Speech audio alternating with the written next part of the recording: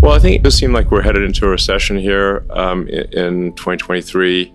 The magnitude of that recession is debatable, but I think it's at least a light to moderate recession. Potentially, it's on the order of 2009. So I think it's wise to kind of like prepare for the worst, hope for the best, prepare for the worst. Don't get too adventurous. Like watch out for margin debt. Like I would really advise people to not have margin debt in a volatile stock market, and from a cash standpoint, keep powder dry. You can get some pretty extreme things happening in a down market. Like Brett Johnson, who was a CFO, who is a CFO of SpaceX, was at Broadcom in 2000, and that's a good company making good products. And he said that from peak to trough, I think in less than 12 months, Broadcom went down 97%. So like even if you had a small margin loan there, you got crushed. It subsequently recovered, and I think to much higher levels. But if there's like mass panic in the stock market, then you've got to really be careful about margin debt. But I mean, this is just as we know, the economy is cyclic, and we're somewhat overdue for a recession. And my best guess is that we have sort of stormy times for a year to a year and a half, and then things start to dawn breaks roughly in Q2 24. If I were to guess, that's like my best guess. Booms don't last forever, but neither do recessions. And it's a 14-year boom, so a 6-quarter recession seems like that might actually balance out. The last time it was 4 or 5 quarters, so it's not easy.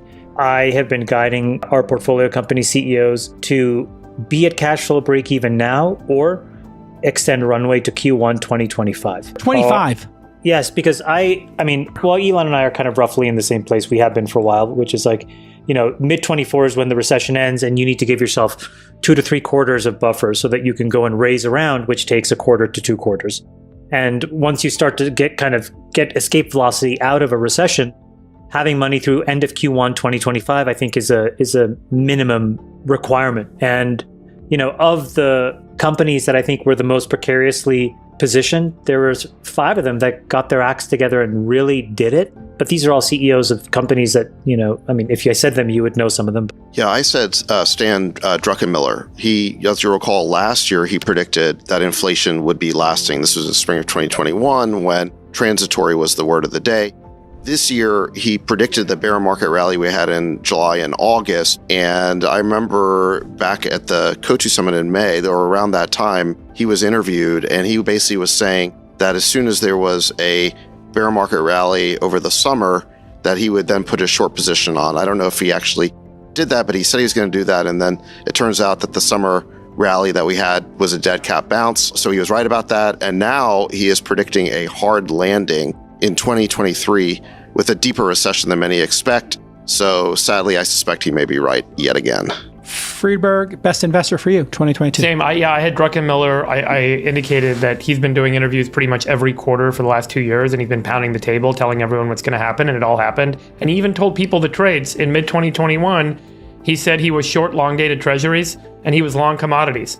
And if you had put those 2 trades on at that time and held them to today, you would have made a fortune. And so I think he's extraordinary in his ability to kind of see macro in a way that others don't, but also to take extremely brave action with his portfolio. He's renowned for how big the bets are that he makes and how quickly he can change his mind when he's wrong and make another big bet and still get himself out of the hole. He's incredible. So I definitely give it to Stanley Druckenmiller this year. On a dollar basis, the biggest business loser of this year was big tech. And I think that you saw 3 things happen, which I think are important for the future. The first was it was the most crowded trade, both by professional money managers as well as retail. And that fever finally broke in the second half of this year. And now going into these last few weeks, you're seeing a lot of panicked selling to cover losses and other things. So I think that number 1, that happened.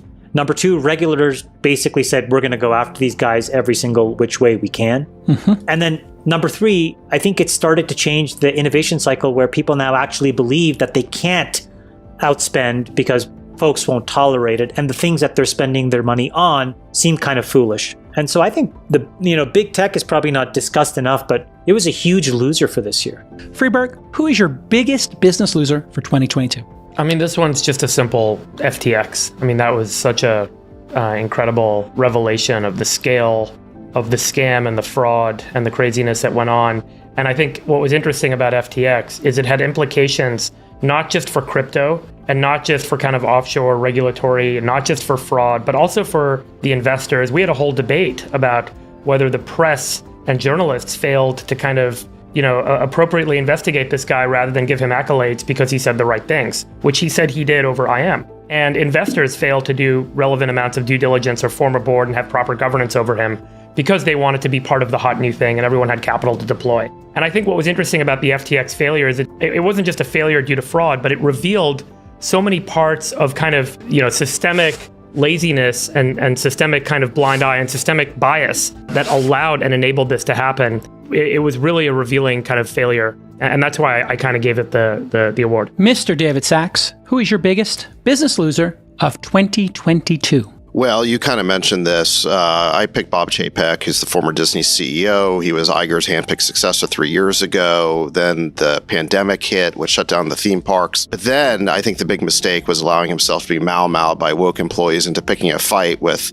DeSantis over the so-called Don't Say Gay bill. That caused DeSantis to retaliate by threatening the special privileges that Disney enjoys in the state. And then he had Iger undermining him behind the scenes. This was revealed, I think it was in a Wall Street Journal story, that he was grousing to insiders that Chapek was not soliciting his advice and he was undermining confidence in him with the board. And recently Chapek was forced out and Iger was put back in charge. A fantastic choice for the biggest loser. The Fed trying to play catch up is the worst trend for me, oversteering into the crash. What do you got, Chamath, for the worst trend of 2022? The worst trend was the continued profligate spending by the federal government. We have record deficits, record debt, and this year we're ending the year by adding another $1.65 trillion of spending that nobody can seemingly account for. It is truly the Christmas tree of Christmas trees in terms of bills. So we have not gotten religion yet around being measured in how we spend money. Good one. Worst trend, Sachs. Last year, my worst trend was authoritarianism growing all over the world. I think that was a pretty decent prediction. This year's worst trend is the government colluding with big tech to engage in censorship. This is how they're going to do the authoritarianism.